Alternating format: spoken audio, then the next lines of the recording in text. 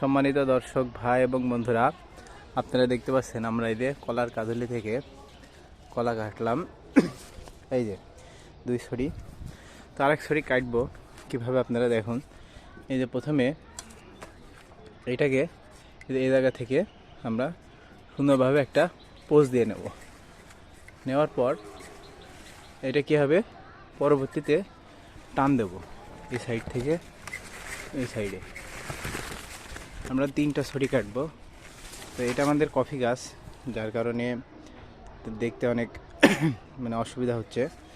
এই যে ওইভাবে কাটার পর এই যে ছড়িগুলো এরকম আকারে বের হবে।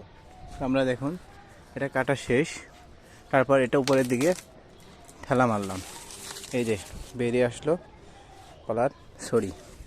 এবং আর একটু বেঁধে আছে, এটাতে আমরা ঠেলা মারবো উপরের দিকে, এই যে বেরিয়ে আসলো আরেকটা ছড়ি। তো এরকমভাবে আর 3টা ছড়ি আছে। এই যে উপর থেকে আমরা এই যে কানের 3টা ছড়ি, মোট 3টা আছে, 6টা ছড়ি কেটেছি, এখনো 3টা ছড়ি আছে।